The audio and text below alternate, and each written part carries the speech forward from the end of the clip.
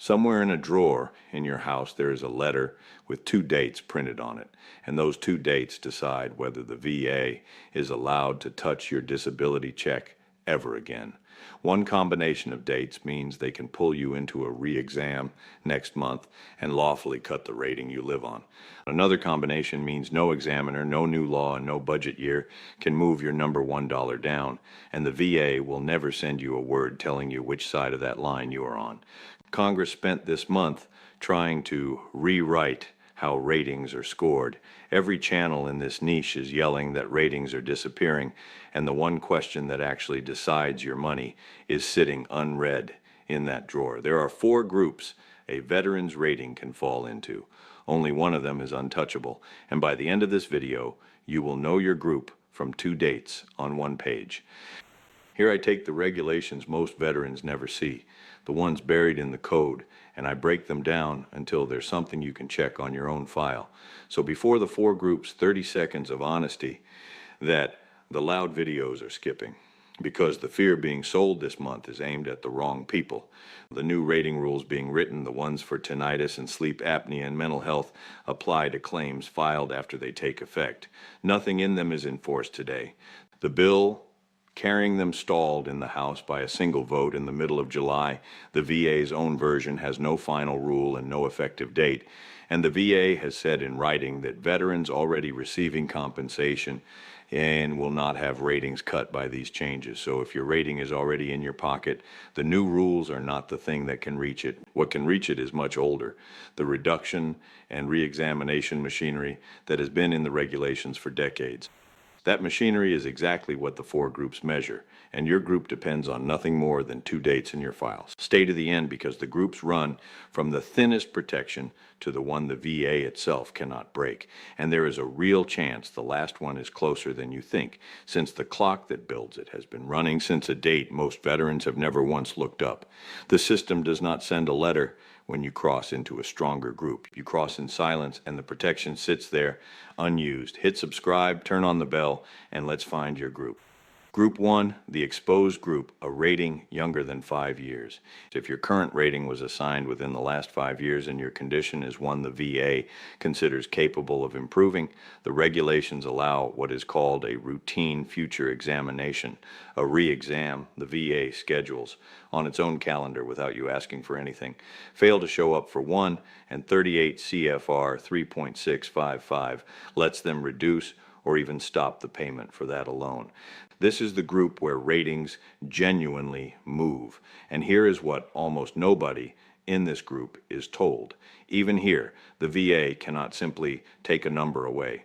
Under 38 CFR 3.344 and the cases interpreting reductions, they must show actual improvement in your ability to function under the ordinary conditions of life and work rather than a better day at one exam. A significant number of reductions fail on exactly that point when a veteran pushes back with a free representative instead of accepting the first letter. If a re-exam notice ever lands in your mailbox, call 8008-271-000 and say this: I received a notice of a routine future examination, and I want to confirm what condition it covers and request a copy of the examination worksheet my rating will be measured against. Group 2. And if you are over 60, you are almost certainly standing at least here through one of two doors. Door 1 is stability. Once a rating has continued at the same level for 5 years or more, 38 CFR 3.344 treats it as stabilized, and the VA can no longer reduce it on a single examination. They need sustained improvement shown across the record, which is a far higher wall than most people assume. Door 2 is your age itself. The VA's own claims manual, the M2 1-1, instructs its people not to schedule routine future examinations for veterans over the age of 55 except in rare, specifically justified cases. Read those two doors together, and the picture for this audience changes completely. If you are over 60 and your rating has sat unchanged for 5 years, the two most common ways ratings get pulled down, the surprise re-exam and the one bad day reduction, are already closed for you by rules that were on the books long before this year's panic started. There is one honest caution that belongs in this group, and it is the leak I mentioned at the top. These protections guard against the VA moving on its own. They do not stop what you set in motion yourself. File for an increase, and you reopen the whole rating for a fresh look under whatever criteria exist on that day. Sometimes an increase is worth filing. Sometimes it genuinely is not. And that is precisely the question to put to a free, accredited representative before any paperwork moves. Ask a VSO this, word for word. If I file for an increase on this condition, what does the current evidence say about the risk to the rating I already hold? Two of you are watching this with opposite worries, so let me take them one at a time. The first of you is sitting at 100% permanent and total and wondering whether any of this applies to him. Permanent and total is its own shelter. The VA does not schedule routine reexaminations for P&T ratings at all, and your dependents' benefits ride on that status. The clocks in these four groups still run underneath you, which means many P&T veterans over 60 are double covered without knowing it. The second of you is at 70 or 80%, filed years ago, and is now afraid that asking for anything will wake the system up. That fear is exactly backwards in one specific case. If your condition has genuinely worsened and the evidence shows it, the stabilization rules protecting you do not vanish because you filed, and a representative can tell you in one conversation whether your file reads like an increase or like a risk. The fear itself, unexamined, is what costs money. Group 3, the 10-year line, and this one protects something different from what most veterans assume.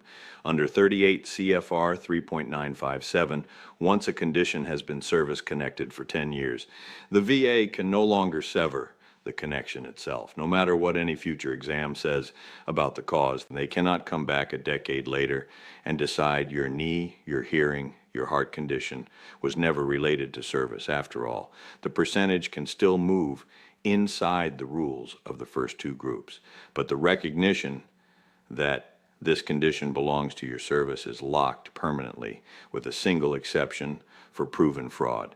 The date that starts this clock is the effective date of service connection in your original decision letter, and it is worth pulling that letter out tonight, because for a significant number of veterans over 60, that date is already 20 or 30 years behind them, which brings us to the group everything else has been building toward. Group 4, the untouchable one. Under 38 CFR 3.951, once a rating has been continuously in place for 20 years or more, the VA cannot reduce it below that level for any reason except one, proving that the original rating was obtained by fraud. Not a re-exam, not an improvement, not a rewritten schedule, not a budget year. A rating protected by the 20-year rule can only ever stay or rise. This is the strongest protection that exists anywhere in the rating system. It switches on automatically, and the VA sends nothing to tell you it happened.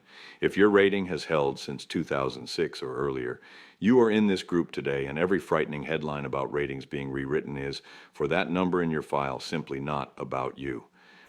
And one more thing inside this group that even long-protected veterans miss. The 20-year rule protects each rating level separately.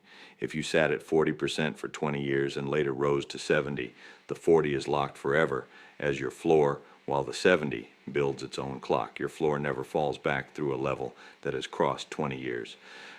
Look at what the groups mean with two men from the same unit, both 64, both rated 60%. The first one got his rating 3 years ago. He is in Group 1. The VA can schedule him for a re-exam without asking. And if the exam goes badly and the record shows sustained improvement, his 60 can lawfully drop. The second man has held his 60% since 2003. Same age, same number on the check, completely different legal ground.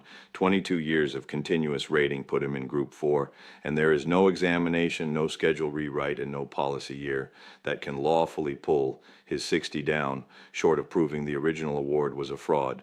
Neither man was ever mailed a word about any of this. The difference between them is two dates on paper in a drawer. Here's how to find your group tonight, with the papers already in your house. Pull your rating decision letters and look for two dates: the effective date of service connection for each condition and the date your current percentage was assigned. 20 years or more at the same level, Group 4. untouchable. 10 years of service connection, group 3, the link to service is locked. 5 years unchanged or simply being past 55, group 2, protected from surprise re-exams and one-day reductions. Under 5 years, group 1, and that is the only group where the machinery genuinely reaches, which is exactly where a free representative earns their keep. If you cannot find the letters, call 800-827-1000 and ask this. I want to confirm the effective date of service connection and the date of my current evaluation for each rated condition, and please send me a copy of my rating decision. An accredited representative at the VFW, the DAV, or your county veterans office will read those letters with you at no cost and tell you your group in one sitting. Every protection I named is in the public regulations on ecfr.gov. None of it requires a lawyer, and nobody should ever be charging you a percentage of anything to tell you what year is printed in your own file. One last piece of context, because it explains why these layers exist at all. Congress built them across decades specifically because rating reviews used to be used as a budget tool, and lawmakers decided that a man who carried a rating for 10 or 20 years had earned certainty along with the compensation. The protection is not a loophole and not a kindness. It is the deal written into the code, and checking your group is nothing more than reading your own side of it. The loudest story this month is that veterans' ratings are in danger. The quieter, truer story is that the rating system was built with layers of armor that switch on with nothing but time, that a man over 60 is usually wearing more of it than he knows, and that the veterans who lose money in years like this one are mostly the ones frightened into filing or into silence without ever checking which group they were standing in. 2 letters from a drawer answer it tonight. If somebody you served with is worried about his rating right now, send him this before the next scary headline finds him. Subscribe because the rule book is long and we are going through all of it.